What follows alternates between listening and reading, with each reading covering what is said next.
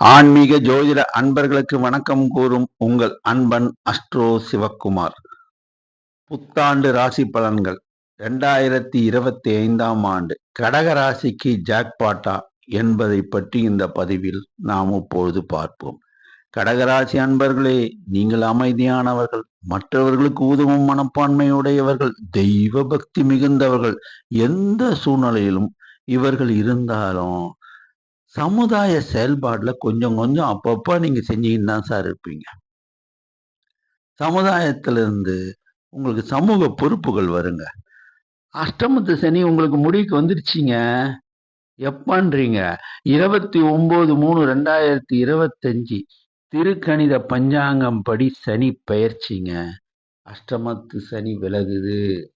இதுவரைக்கும் கஷ்டப்பட்டுட்டு இருப்பீங்க. சில பேருக்கு உடம்பு பாதிச்சிருக்கும், சில பேருக்கு தொழில் பாதிச்சிருக்கும், சில பேருக்கு குடும்பத்துல அந்யோன்யம் பாதிச்சிருக்கும், சில பேருக்கு கௌரவ குறைச்சல் ஏற்பட்டிருக்கும், சில பேருக்கு கடன் வாங்கின இடத்துல சில பிரச்சனைகள் வந்திருக்கும், சில பேருக்கு ஆபீஸ்ல தொல்லை வந்திருக்கும், சில பேருக்கு நண்பர்கள் வட்டாரத்துல தொல்லை வந்திருக்கும். ஏதோ ஒரு வகையில இந்த சனி உங்களை உலகத்துல யார் நல்லவன் யார் கெட்டவன்றதை புரிஞ்சிக்கிறத உங்களுக்கு உணர்த்தி இருப்பாருங்க இந்த அஷ்டமத்து சனி. சனி பகவானை குறை சொல்லாதீங்க.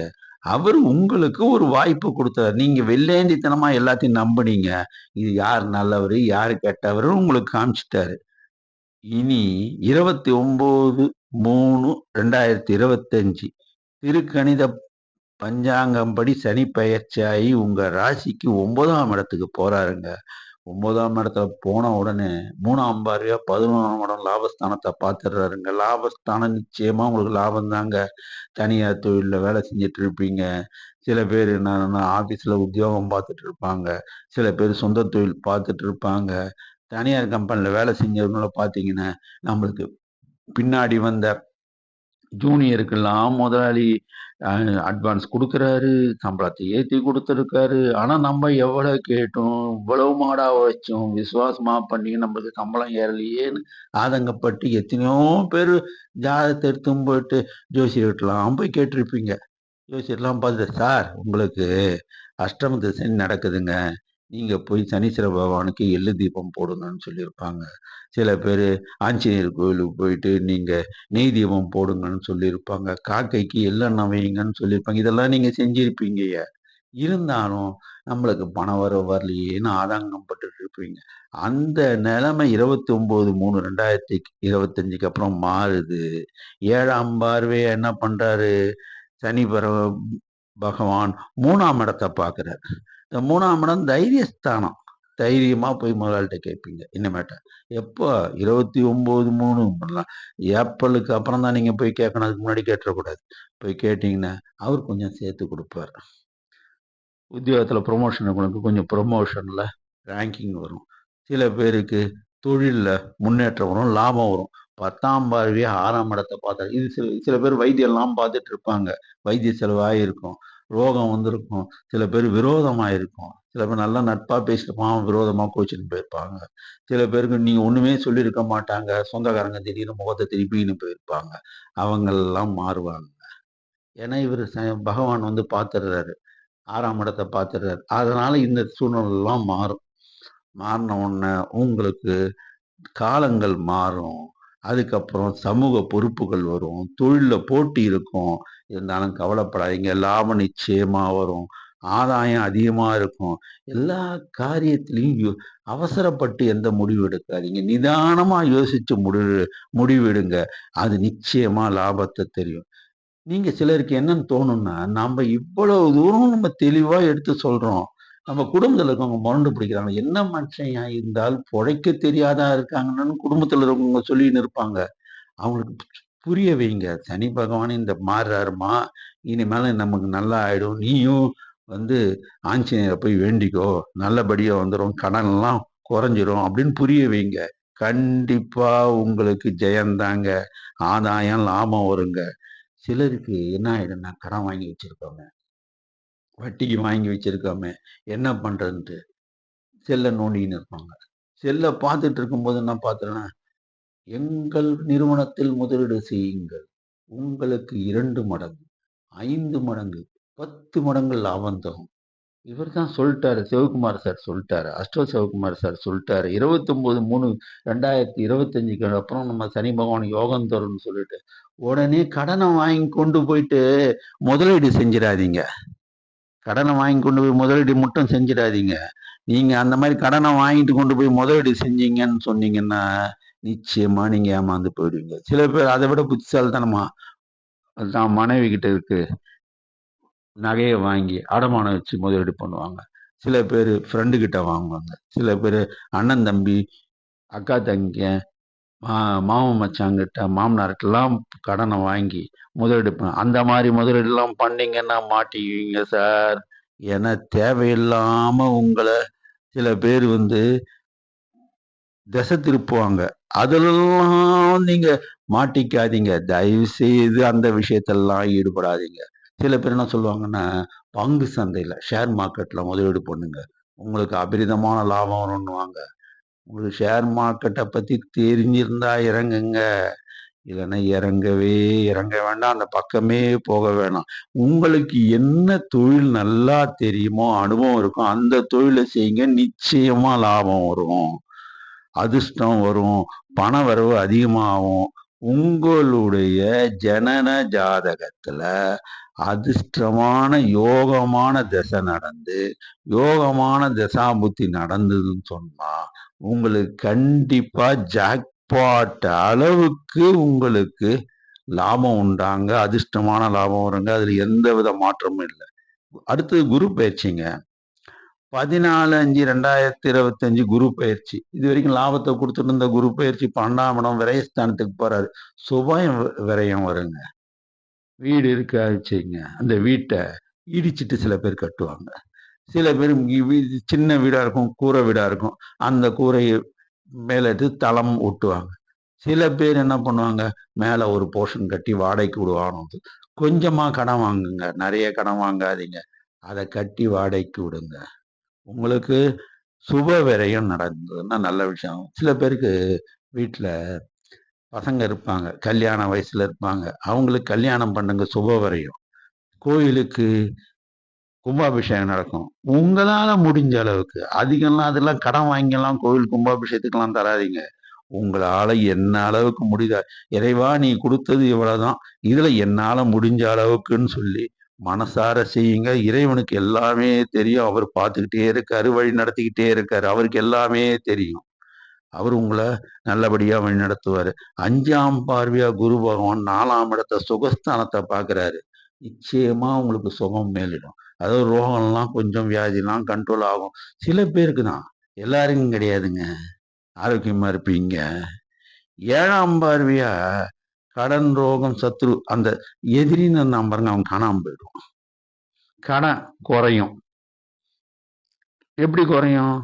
நீங்க சம்பளம் வாங்குற இடத்துல சம்பளத்த ஏத்தி குடுப்பீங்க. அதுல உங்க செலவ குறைச்சிக்கிங்க. முதலாளி சம்பளத்த ஏத்தி குடுத்துட்டாரு. நானு டூ வீலர் வச்சிருக்கேன். புது டூ வீலர் வாங்கணும்னு புது கடனுக்கு போயிடாதீங்க. இருக்கிற டூ வீலர் வச்சு ஓட்டுங்க. அதுல இருக்கிற கொஞ்சம் காசு கொண்டு போய் கடன குடுங்க. கண்டிப்பா கடன் குறையும். 9ஆம் பார்வை 8ஆம் இடம் ஆயுள் ஸ்தானம் தீர்க்கமா இருக்குங்க. சொத்துக்கள் சேருங்க. இருக்கிற வீட்ட மாற்றி அமைப்பாங்க. எதா இருந்தாலும் சரி, கடன் கம்மியா வாங்கி வீட பராமரிப்பு பண்ணுங்க. மனைவி இருந்தாங்கன்னா, சில பேருக்கு மனைவி இருப்பாங்க. அவங்களுக்கு பூர்வீக சொத்துன்னு ஏதாச்சும் இருந்ததுன்னா, அதுல பங்கு வருங்க. அதுக்காக சண்டை போடாதீங்க. இயற்கையாவே அவங்களுக்குள்ள சுமூகமாவே உங்களுக்கு பாகப்பிரிவில பங்கு வருங்க. அது ஒரு நல்ல முதலீடு பண்ணுங்க. தேவையில்லாத செலவு பண்ணாதீங்க. சேமிங்க. பண வரவுக்கு தடை இல்லைங்க. உடல் ஆரோக்கியம் நல்லா இருக்குங்க.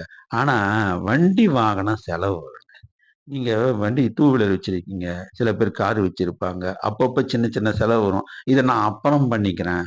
தள்ளி வைக்கிறேன். அந்த மாரி பண்ணாதீங்க. ஒண்ணு சின்ன செலவு உடனே பண்ணிடுங்க. வண்டி வாங்கணும் ஸ்மூத்தா போயிட்டுருக்கும். அடுத்தது நீங்க பார்த்தீங்கன்னா, ராகு கேது பயிற்சி. அவர் எப்போ வராருங்க? 18/5/2025 வருஷம் திருக்கணிதம் பிரகாரம் இந்த ராகு கேது பயிற்சி வராரு. இதுவரைக்கும் 9ஆம் இடத்துல இருந்தாருங்க ராகு. இப்போ பாருங்க அவரு 8ஆம் இடத்துக்கு போறாரு உங்க உங்க ராசிக்கு. கேது பகவான் 2ஆம் இடம். அவர் தனம், குடும்பம், வாக்குஸ்தானத்துக்கு போறார்.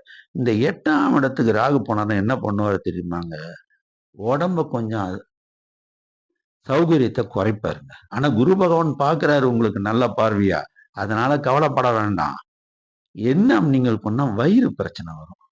நீங்க ஃபாஸ்ட் ஃபுட் சாப்பிடுறீங்களோ, காரஞ்சாரமா சாப்பிடுறீங்களோ, ஹோட்டல்ல சாப்பிடுறீங்க, இதெல்லாம் கட் பண்ணுங்க. வயிறு பிரச்சனை சரியாயிடும். சார் நான் சொல்லியிருந்தேன்னா இதெல்லாம் சாப்பிட்டேன், வைத்தியம் பார்க்கக்கூடாதுன்னு கிடையாது. முறையான மருத்துவர், அதுக்கு படிச்ச வைத்தியக்காரங்க இருக்காங்க.